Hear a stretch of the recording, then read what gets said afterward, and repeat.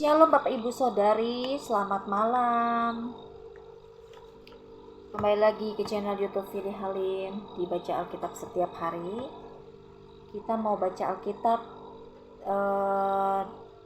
di Perjanjian Baru ya Bapak Ibu Saudari. Saya mau katakan seperti yang tadi saya katakan yang pada saat saya baca Alkitab Perjanjian Lama ya. Jadi setiap hari baca Alkitab di Perjanjian Baru ada ya. Jadi bukannya hanya sekali aja. Saya kan biasanya baca Alkitabnya sehari satu ya, Perjanjian Lama atau jadi saya mau bikin vlog baca Alkitab subuh atau pagi atau siang itu Perjanjian Lama, sore atau malam atau larut malam seperti ini ya, itu Perjanjian Baru ya, dari Matius sampai Wahyu. Kita berdoa dulu ya Bapak Ibu Saudari. Tuhan, terima kasih buat malam hari ini. Tuhan, Kau mengizinkan ke hamba untuk baca Alkitab, dan juga biarlah Tuhan kami ketika membaca firman hari demi hari Tuhan, kami semakin mencintai Engkau Tuhan, dan semakin takut padamu Tuhan. Berikan Tuhan rema pada firman-Mu ini Tuhan kepada kami Tuhan, dalam nama Tuhan Yesus. Ya, amin. Amin. Kita baca ya Bapak Ibu Saudari. Kemarin kita ada baca di Matius pasal 5 ya. Matius pasal 5. Hari ini kita di Matius pasal 6 sampai 10. Tunggu ya.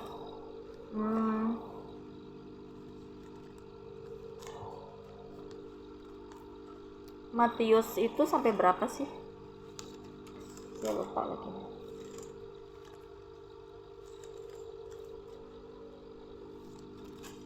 Matius sampai pasal 28 ya ternyata ya. Berarti kemarin kan 5 ya. 5 berarti kalau 28 tuh harusnya berapa ya?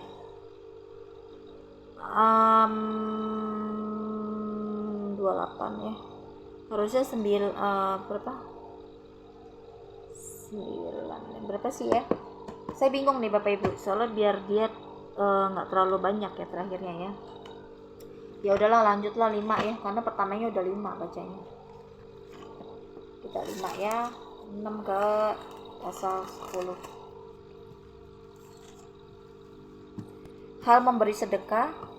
Ingatlah, jangan kamu melakukan kewajiban agamamu di hadapan orang supaya dilihat mereka, karena jika demikian kamu tidak beroleh upah dari Bapamu yang di sorga.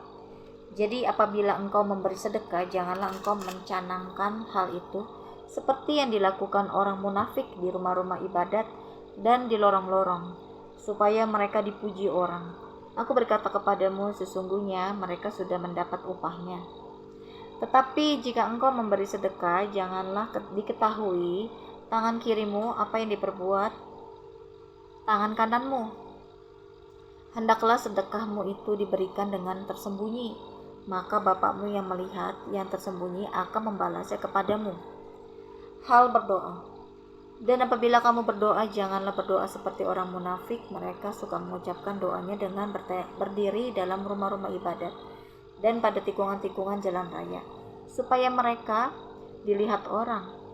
Aku berkata kepadamu, sesungguhnya mereka sudah mendapat upahnya. Tetapi jika engkau berdoa, masuklah ke dalam kamarmu, tutuplah pintu dan berdoalah kepada Bapakmu yang ada di tempat tersembunyi. Maka Bapakmu yang melihat yang tersembunyi akan membalasnya kepadamu. Lagi pula dalam doamu itu janganlah kamu bertele-tele seperti kebiasaan orang yang tidak mengenal Allah. Mereka menyangka bahwa karena banyaknya kata-kata doanya akan dikabulkan. Jadi janganlah kamu seperti mereka, karena Bapamu mengetahui apa yang kamu perlukan sebelum kamu minta kepadanya. Karena itu berdoalah demikian: Bapa kami yang di sorga, dikuduskanlah namamu, datanglah kerajaanmu, jadilah kehendak-Mu di bumi seperti di sorga. Berikanlah kami pada hari ini makanan kami yang secukupnya, dan ampunilah kami akan kesalahan kami, seperti kami juga mengampuni orang yang bersalah kepada kami. Dan janganlah membawa kami ke dalam pencobaan, tetapi lepaskanlah kami daripada yang jahat. karena Engkaulah yang mempunyai kerajaan dan kuasa dan kemuliaan sampai selama-lamanya. Amin. Karena jikalau kamu mengampuni kesalahan orang, Bapamu yang di sorga akan mengampuni kamu juga. Tetapi jikalau kamu tidak mengampuni orang, Bapamu juga tidak akan mengampuni kesalahanmu. Hal berpuasa, dan apabila kamu berpuasa, janganlah muram mukamu seperti orang munafik. Mereka mengubah air mukanya, supaya orang melihat bahwa mereka sedang berpuasa. Aku berkata kepadamu, sesungguhnya mereka sudah mendapat upahnya. Tetapi apabila engkau berpuasa, minyakilah kepalamu dan cucilah mukamu, supaya jangan dilihat oleh orang bahwa engkau sedang berpuasa, melainkan hanya oleh Bapakmu yang ada di tempat tersembunyi. Maka Bapakmu yang melihat yang tersembunyi akan membalasnya kepadamu. Hal mengumpulkan harta, janganlah kamu mengumpulkan harta di bumi ngengat dan karat merusakkannya, dan pencuri membongkar serta mencurinya. Tetapi kumpulkanlah bagimu harta di sorga. Di sorga ngengat dan karat tidak merusakkannya, dan pencuri tidak membongkar serta mencurinya. Karena di mana hartamu berada, di situ juga hatimu berada. Mata adalah pelita tubuh. Jika matamu baik, teranglah seluruh tubuhmu. Jika matamu jahat, gelaplah seluruh tubuhmu.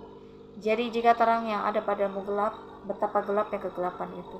Tak seorang pun dapat mengabdi kepada dua tuan, karena jika demikian ia akan membenci yang seorang dan mengasihi yang lain, atau ia akan setia kepada yang seorang tidak mengindahkan yang lain.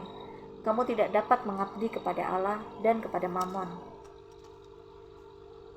Hal kekhawatiran, karena itu aku berkata kepadamu, janganlah khawatir akan hidupmu, akan apa yang hendak kamu makan atau minum, dan janganlah khawatir pula akan tubuhmu, akan apa yang hendak kamu pakai.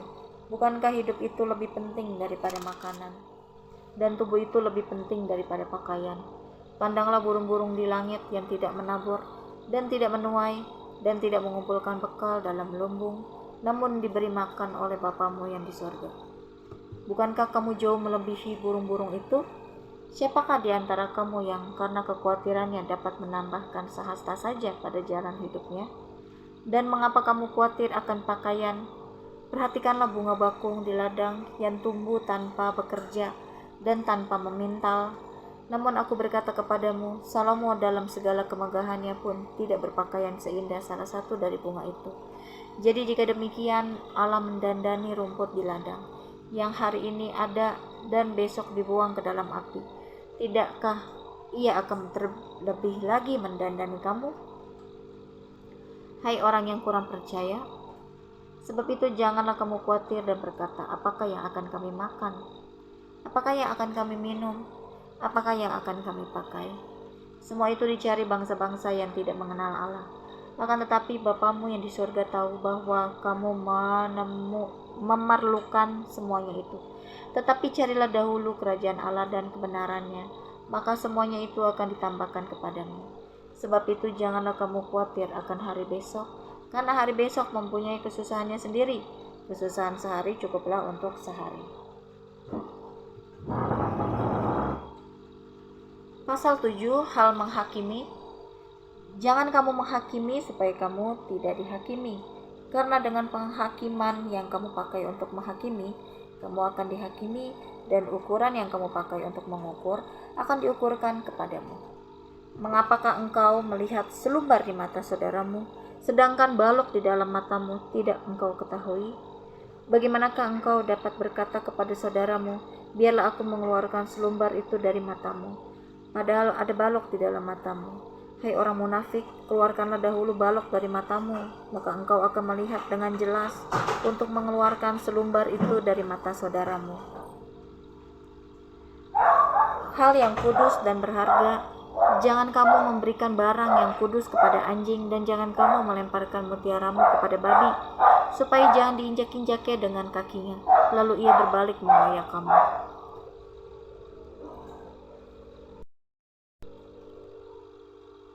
Hal pengabulan doa. Mintalah maka akan diberikan kepadamu, carilah maka kamu akan mendapat, ketoklah maka pintu akan dibukakan bagimu. Karena setiap orang yang meminta menerima, dan setiap orang yang mencari mendapat, dan setiap orang yang mengetok baginya pintu dibukakan. Adakah seorang daripadamu yang memberi batu kepada anaknya jika ia meminta roti, atau memberi ular jika ia meminta ikan? Jadi jika kamu yang jahat tahu memberi pemberian yang baik kepada anak-anaknya, apalagi Bapamu yang di surga, ia akan memberikan yang baik kepada mereka yang meminta kepadanya. Jalan yang benar, segala sesuatu yang kamu kehendaki supaya orang berbuat kepadamu, perbuatlah demikian juga kepada mereka. Itulah isi seluruh hukum Taurat dan kitab para nabi. Masuklah melalui pintu yang sesak itu, karena lebarlah pintu dan luaslah jalan yang menuju kepada kebinasaan, dan banyak orang yang masuk melaluinya. Karena sesaklah pintu dan sempitlah jalan yang menuju kepada kehidupan, dan sedikit orang yang mendapatinya. Hal pengajaran yang sesat. Waspadalah terhadap nabi-nabi palsu yang datang kepadamu dengan menyamar seperti domba, tetapi sesungguhnya mereka adalah serigala buas. Dari buahnya lah kamu akan mengenal mereka. Dapatkah orang memetik buah anggur dari semak duri, atau buah ara dari rumput duri? Demikianlah setiap pohon yang baik menghasilkan buah yang baik, sedang pohon yang tidak baik menghasilkan buah yang tidak baik. Tidak mungkin pohon yang baik itu menghasilkan buah yang tidak baik, ataupun pohon yang tidak baik itu menghasilkan buah yang baik. Dari setiap pohon yang tidak menghasilkan buah yang baik, pasti ditebang dan dibuang ke dalam api. Jadi dari buahnya lah kamu akan mengenal mereka. Bukan setiap orang yang berseru kepadaku, Tuhan, Tuhan, akan masuk ke dalam kerajaan surga, melainkan dia yang melakukan kehendak Bapa-Ku yang di surga. Pada hari terakhir banyak orang yang akan berseru kepadaku, Tuhan, Tuhan, bukankah kami bernubuat demi nama-Mu, dan mengusir setan demi nama-Mu, dan mengadakan banyak mujizat demi nama-Mu juga? Pada waktu itulah aku akan berterus terang kepada mereka dan berkata, aku tidak pernah mengenal kamu, nyala daripadaku, kamu sekalian pembuat kejahatan. Dua macam dasar. Setiap orang mendengar perkataanku ini dan melakukannya, ia sama dengan orang yang bijaksana. Ia mendirikan rumahnya di atas batu. Kemudian turunlah hujan dan datanglah banjir. Lalu angin melanda rumah itu, tetapi rumah itu tidak rubuh, sebab didirikan di atas batu. Tetapi setiap orang yang mendengar perkataanku ini dan tidak melakukannya, ia sama dengan orang yang bodoh. Ia mendirikan rumahnya di atas pasir. Kemudian turunlah hujan dan datanglah banjir. Lalu angin melanda rumah itu sehingga rubuhlah rumah itu dan hebatlah kerusakannya. Kesan pendengar. Dan setelah Yesus mengakhiri perkataan ini, takjublah orang banyak itu mendengar pengajarannya. Sebab ia mengajar mereka sebagai orang yang berkuasa, tidak seperti ahli-ahli Taurat mereka. Pasal 8, Yesus menyembuhkan seorang yang sakit kusta. Setelah Yesus turun dari bukit, orang banyak berbondong-bondong mengikuti dia. Maka datanglah seorang yang sakit kusta kepadanya, lalu sujud menyembah dia dan berkata, Tuhan, jika Tuhan mau, Tuhan dapat mentahirkan aku. Lalu Yesus mengulurkan tangannya, menjamah orang itu dan berkata, aku mau, jadilah engkau tahir. Seketika itu juga tahirlah orang itu daripada kustanya. Lalu Yesus berkata kepadanya, ingatlah, jangan engkau memberitahukan hal ini kepada siapapun, tetapi pergilah, perlihatkanlah dirimu kepada imam, dan persembahkanlah persembahan yang diperintahkan Musa sebagai bukti bagi mereka. Yesus menyembuhkan hamba seorang perwira di Kapernaum. Ketika Yesus masuk ke Kapernaum, datanglah seorang perwira mendapatkan dia dan memohon kepadanya, Tuhan, hambaku terbaring di rumah karena sakit lumpuh dan ia sangat menderita. Yesus berkata kepadanya, aku akan datang menyembuhkannya. Tetapi jawab perwira itu kepadanya, Tuhan, aku tidak layak menerima Tuhan di dalam rumahku. Katakan saja sepatah kata, maka hambaku itu akan sembuh. Sebab aku sendiri seorang bawahan, dan di bawahku ada pula prajurit. Jika aku berkata kepada salah seorang prajurit itu pergi, maka ia pergi, dan kepada seorang lagi datang, maka ia datang, ataupun kepada hambaku, kerjakanlah ini, maka ia mengerjakannya. Setelah Yesus mendengar hal itu, heranlah ia dan berkata kepada mereka yang mengikutinya, aku berkata kepadamu, sesungguhnya iman sebesar ini tidak pernah aku jumpai pada seorang pun di antara orang Israel. Aku berkata kepadamu, banyak orang yang akan datang dari timur dan barat dan duduk makan bersama-sama dengan Abraham, Ishak dan Yakub di dalam kerajaan surga. Sedangkan anak-anak kerajaan itu akan dicampakkan ke dalam kegelapan yang paling gelap. Di sanalah akan terdapat ratap dan ketak gigi. Lalu Yesus berkata kepada perwira itu, pulanglah dan jadilah kepadamu seperti yang kau percaya. Maka pada saat itu juga sembuhlah hambanya. Yesus menyembuhkan ibu mertua Petrus dan orang-orang lain. Setibanya di rumah Petrus, Yesus pun melihat ibu mertua Petrus terbaring karena sakit demam. Maka dipegangnya tangan perempuan itu, lalu lenyaplah demamnya. Ia pun bangunlah dan melayani dia. Menjelang malam dibawalah kepada Yesus banyak orang yang kerasukan setan, dan dengan sepatah kata Yesus mengusir roh itu dan menyembuhkan orang-orang yang menderita sakit. Hal itu terjadi supaya genaplah firman yang disampaikan oleh Nabi Yesaya, dialah yang memikul kelemahan kita dan menanggung penyakit kita. Hal mengikut Yesus. Ketika Yesus melihat orang banyak mengelilinginya, ia menyuruh bertolak ke seberang. Lalu datanglah seorang ahli Taurat dan berkata kepadanya, Guru, aku akan mengikut engkau kemana saja engkau pergi. Yesus berkata kepadanya, serigala mempunyai liang dan burung mempunyai sarang, tetapi anak manusia tidak mempunyai tempat untuk meletakkan kepalanya. Seorang lain, yaitu salah seorang muridnya, berkata kepadanya, Tuhan, izinkanlah aku pergi dahulu menguburkan ayahku. Tetapi Yesus berkata kepadanya, ikutlah aku dan biarlah orang-orang mati menguburkan orang-orang mati mereka. Angin ribut diredakan. Lalu Yesus naik ke dalam perahu dan murid-muridnya pun mengikutnya. Sekonyong-konyong mengamuklah angin ribut di danau itu, sehingga perahu itu ditimbus gelombang. Tetapi Yesus tidur. Maka datanglah murid-muridnya membangunkan dia. Katanya, Tuhan, tolonglah, kita binasa. Ia berkata kepada mereka, mengapa kamu takut, kamu yang kurang percaya? Lalu bangunlah Yesus menghardik angin dan danau itu. Maka danau itu menjadi teduh sekali. Dan heranlah orang-orang itu. Katanya, orang apakah dia ini sehingga angin dan danau pun taat kepadanya? 2 orang yang kerasukan disembuhkan. Setibanya di seberang, yaitu di daerah orang Gadara, datanglah dari pekuburan 2 orang yang kerasukan setan menemui Yesus. Mereka sangat berbahaya, sehingga tidak seorang pun yang berani melalui jalan itu. Dan mereka itu pun berteriak, katanya, apa urusanmu dengan kami, hai anak Allah? Adakah engkau kemari untuk menyiksa kami sebelum waktunya? Tidak jauh dari mereka itu sejumlah besar babi sedang mencari makan. Maka setan-setan itu meminta kepadanya, katanya, jika engkau mengusir kami, suruhlah kami pindah ke dalam kawanan babi itu. Yesus berkata kepada mereka, pergilah. Lalu keluarlah mereka dan masuk ke dalam babi-babi itu. Maka terjunlah seluruh kawanan babi itu dari tepi jurang ke dalam danau dan mati di dalam air.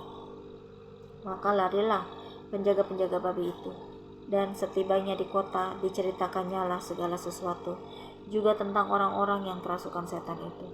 Maka keluarlah seluruh kota mendapatkan Yesus, dan setelah mereka berjumpa dengan dia, mereka pun mendesak supaya ia meninggalkan daerah mereka. Sampai pasal 9 aja ya Bapak Ibu Saudari. Pasal 9, orang lumpuh disembuhkan. Sesudah itu naiklah Yesus ke dalam perahu lalu menyeberang. Kemudian sampailah ia ke kotanya sendiri. Maka dibawa oranglah kepadanya seorang lumpuh yang terbaring di tempat tidurnya. Ketika Yesus melihat iman mereka, berkatalah ia kepada orang lumpuh itu, percayalah hai anakku, dosamu sudah diampuni. Maka berkatalah beberapa orang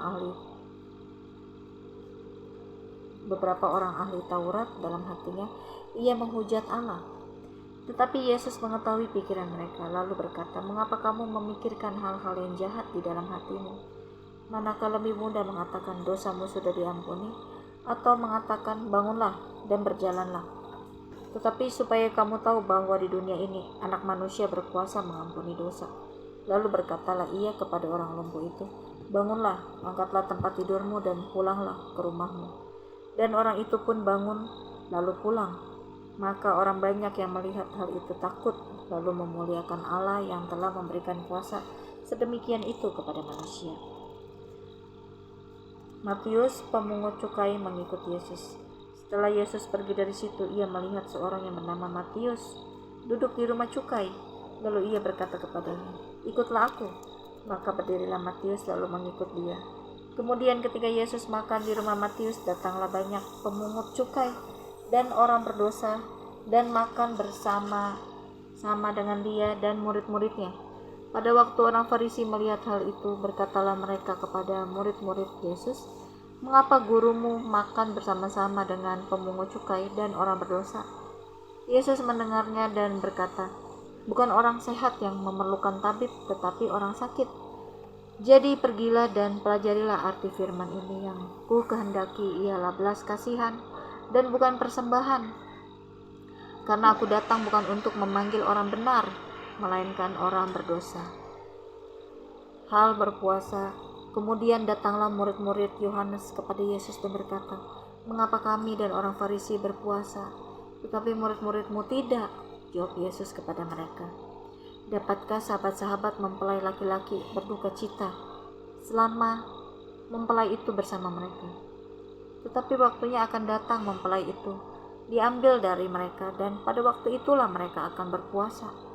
Tidak seorang pun menambalkan secari kain yang belum susut pada baju yang tua, karena jika demikian, kain penambal itu akan mencabik baju itu, lalu makin besarlah koyaknya.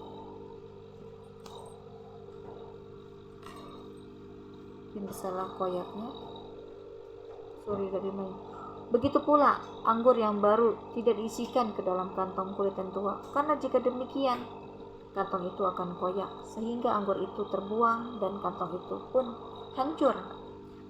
Tetapi anggur yang baru disimpan orang dalam kantong yang baru pula, dan dengan demikian terpeliharalah kedua-duanya."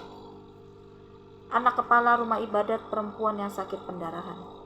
Sementara Yesus berbicara demikian kepada mereka, datanglah seorang kepala rumah ibadat, lalu menyembah dia dan berkata, "Anakku perempuan baru saja meninggal, tetapi datanglah dan letakkanlah tanganmu atasnya, maka ia akan hidup." Lalu Yesus pun bangunlah dan mengikuti orang itu bersama-sama dengan murid-muridnya. Pada waktu itu seorang perempuan yang sudah 12 tahun lamanya menderita pendarahan, maju mendekati Yesus dari belakang dan menjamah jubahnya.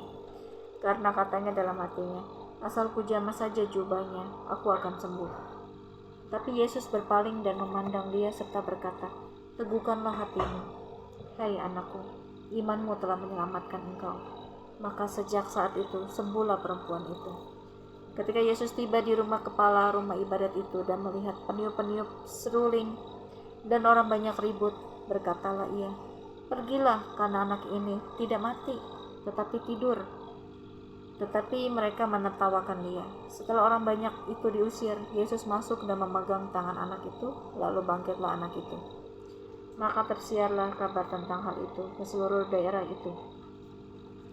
Yesus menyembuhkan mata 2 orang buta. Ketika Yesus meneruskan perjalanannya dari sana, 2 orang buta mengikutinya sambil berseru-seru dan berkata, "Kasihanilah kami, hai anak Daud." Setelah Yesus masuk ke dalam sebuah rumah, datanglah kedua orang buta itu kepadanya dan Yesus berkata kepada mereka, Percayakah kamu bahwa aku dapat melakukannya?" Mereka menjawab, "Ya Tuhan, kami percaya." Lalu Yesus menjamah mata mereka sambil berkata, "Jadilah kepadamu menurut imanmu." Maka meleklah mata mereka dan Yesus pun dengan tegas berpesan kepada mereka, katanya, "Jagalah supaya jangan seorang pun mengetahui hal ini." Tetapi mereka keluar dan memasyurkan dia ke seluruh daerah itu. Seorang bisu disembuhkan. Sedang kedua orang buta itu keluar, dibawalah kepada Yesus seorang bisu yang kerasukan setan. Dan setelah setan itu diusir, dapatlah orang bisu itu berkata-kata. Maka heranlah orang banyak, katanya, "Yang demikian belum pernah dilihat orang di Israel." Tetapi orang Farisi berkata, "Dengan kuasa penghulu setan ia mengusir setan." Belas kasihan Yesus terhadap orang banyak. Demikianlah Yesus berkeliling ke semua kota dan desa. Ia mengajar dalam rumah-rumah ibadat dan memberitakan Injil kerajaan sorga, serta melenyapkan segala penyakit dan kelemahan. Melihat orang banyak itu, Tergeraklah hati Yesus oleh belas kasihan kepada mereka, karena mereka lelah dan terlantar seperti domba yang tidak bergembala. Maka katanya kepada murid-muridnya, tuaian memang banyak, tetapi pekerja sedikit. Karena itu mintalah kepada Tuhan yang empunya tuaian, supaya ia mengirimkan pekerja-pekerja untuk tuaian itu. Kita sampai pasal 9 ya Bapak Ibu Saudari. Kita sampai pasal 9. Besok kita lanjut pasal 10 ya. Kita mau tutup doa ya.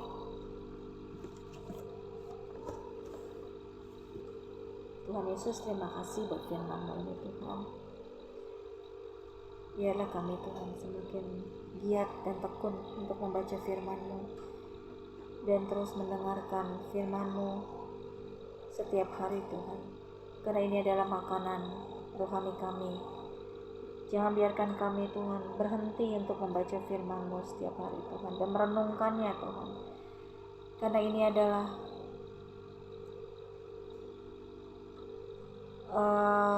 suatu kekuatan untuk iman kami, untuk menjadi semakin dewasa dan bertumbuh lebat dan kuat untuk menjalani hidup agar terus setia kepada-Mu Tuhan. Terima kasih Tuhan, di dalam nama Tuhan Yesus, haleluya, amin. Selamat malam Bapak Ibu. Kita tutup ya, bye.